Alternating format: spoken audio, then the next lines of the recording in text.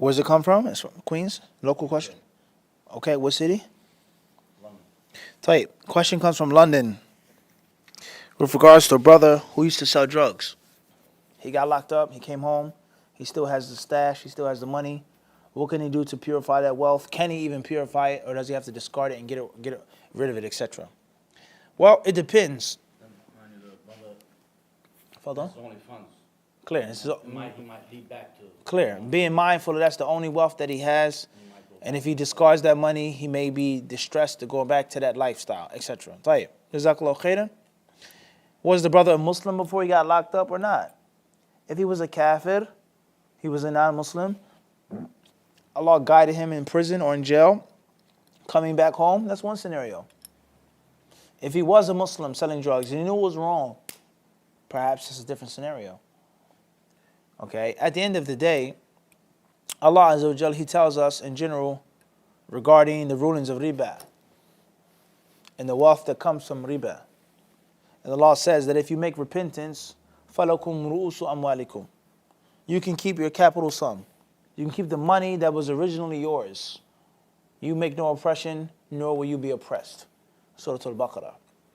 So with that being said, perhaps if the brother was a non-Muslim and he came back home and the money, even though it was from haram wealth, perhaps it would be permissible for him to keep. He didn't know it was haram, he was a kafir, or if he knew it was wrong culturally in society, but he wasn't a Muslim. Perhaps one may say that. And someone else may come and say, no, the wealth is khabith. It's filthy money, it's dirty money.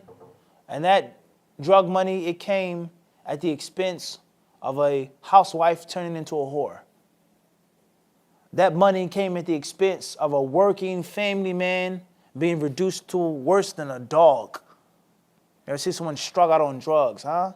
Crack cocaine or heroin, strung out. He'll steal from his children.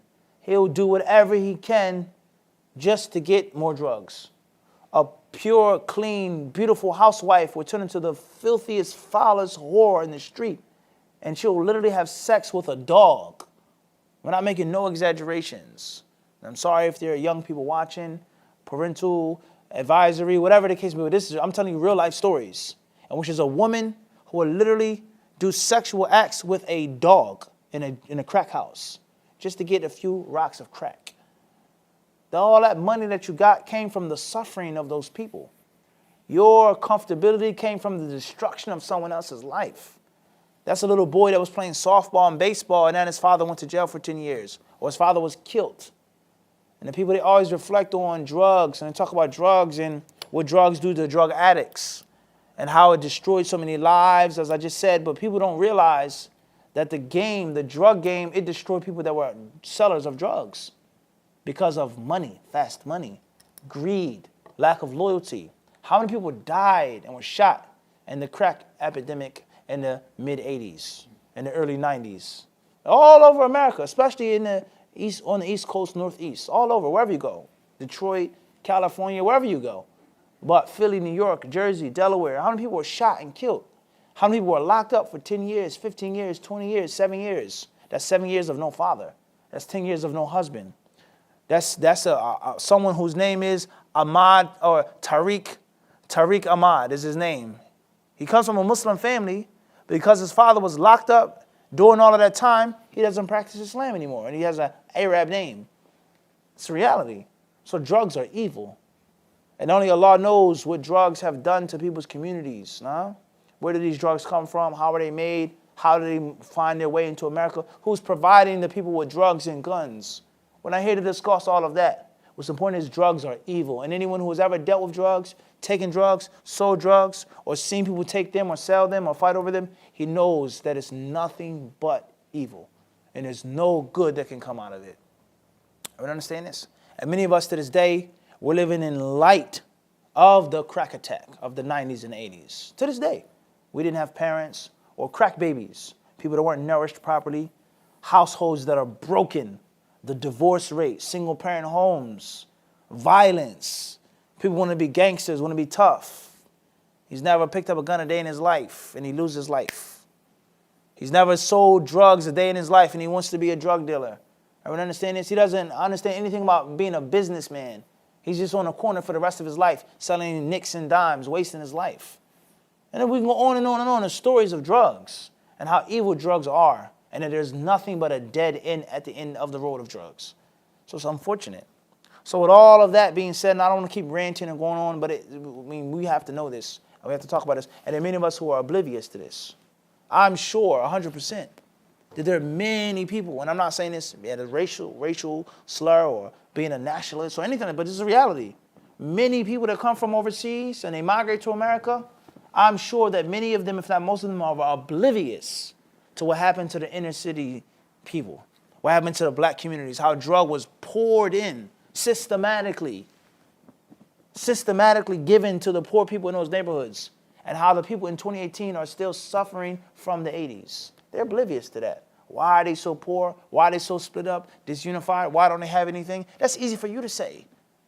You came from overseas. You came with a visa. You came with debt. You came with money. You don't know nothing about crack vials, needles, and the playground. You don't know nothing about going to the schoolyard and see red and blue tops all over the place. You know what a crackhead is?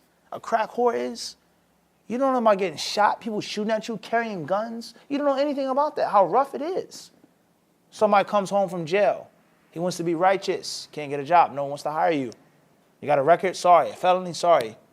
What is he going to do? How is he going to eat? The system is made to keep you beneath. You don't know anything about that. You don't have a clue. You don't have an idea. And unfortunately, many people don't even care. They don't even what? They don't even care until they're victimized. Until it happens to them, until their son or their daughter. Then, oh, help me, Sheikh, Imam, help me.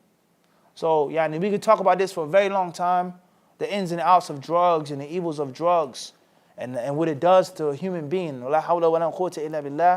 So from that aspect, when we say that money is dirty and you should discard it, don't give it a sadaqah, get rid of the money. Get rid of it. Put it in some type of cause that isn't charitable and get rid of it. And Allah Azza wa Jalla, without a doubt, if you leave off something for the sake of Allah, Allah will give you better. As far as if it's a necessity and it's a must, as I said, you come home from jail, no one wants to hire you, there's nothing that you can do, then take the money, the least amount that you can possibly take. Take barely enough to survive until you find some type of better employment. And if you have to keep taking that money, how much money it may be, then do it hating it and knowing that it's a necessity. And that's the only thing that I want to say is for the people to realize is that the glamorous lifestyle of being a drug dealer or a gangster or a mobster or in the mafia or this or that, the glamorous lifestyle, Scarface, the glamorous lifestyle is going to come with suffering. Suffering for you and suffering for the people whom made you what you are. Everyone understand this? And it starts off as a good story. I sold drugs because I didn't have a choice. I had to survive. Maybe that's the truth. But then it's an issue of luxury. And it's an issue of comfort. And it's an issue of having money, power, control. And before you know it, you're the crackhead. You're the heroin addict. You're eating the dog food. You don't even realize that you're addicted to the money. And you're addicted to the killing. And you're addicted to the fahisha that comes with that lifestyle. Everyone understand this? And you can't sleep at night. And you're looking over your back. You can't trust your closest friend, your closest companion. And no one wants to be with you except because of the money that you have and the fear that you bring and the reputation you have. What type of lifestyle is that? Seriously. You're getting locked up for 20 years, 10 years, being in jail, away from your family, away from food and drink that you want to have, away from women, washing, living in a jail for years out of your life. And your daughter is lost. Your son is lost. Your wife is lost. What type of lifestyle is that? It's a horrible lifestyle to have. So drugs are evil, all right? And when we say drugs are evil, we're not just talking about petty drug dealers. Call it conspiracy theory, whatever you want to call it. We're talking about anyone involved in the chain of narration. The drug lords, the politicians, the evil, corrupt officials that bring in the drugs, the people that make the laws against guns and drugs. Someone goes to jail for 10 years. But of another race, he will only get a year and a half, if that. That's unfair. Hanging people, unfair trials. That's not right. You're destroying, you're not making anything better. He'll get the lesson. You're not making anything better. Coming home, there's no program. Can't get a job, no one wants to hire him. That's not making anything what? You're not making anything better. You're increasing the cycle, going back to drugs. And the same applies to the Muslims. And I would say from the most appalling things that you'll find is the huge, gross majority of revert Muslims who are in jail, or those who are even born Muslim. You may find some masjids, certain communities and races, 90%, 80%. You line up 10 brothers, 9 brothers have been in jail. And there isn't nothing that's structured and formally set up for rehabilitation. That is utterly appalling. The majority of your jama'ah, people who went to jail, and there's nothing formally set up. Of course, their brothers are going to help out. This brother has a job. He has a contract, but there's nothing what? Formally. And of all the lectures and the classes and telelinks and the ulama and this and that and this, and there is nothing on the topic. Don't you find that strange and weird, Yahi? Something is seriously wrong. Let's talk about drugs for a month, for a year. Let's talk about crime. Let's talk about gun violence. I just buried my nephew, 14 years old, killed in the street, shot. This is something that we need to talk about in our communities. Speak on it, talk about it, warn from it. Locally and foreign. Conferences, let the people overseas talk about drug violence and single parent homes. This is real. It's real. So that's a long saga in itself. Al-Muhim, drugs are evil. If you're doing drugs, try to get help. If you're selling drugs, get rid of it before they get rid of you. That's my advice, and with Allah is all success.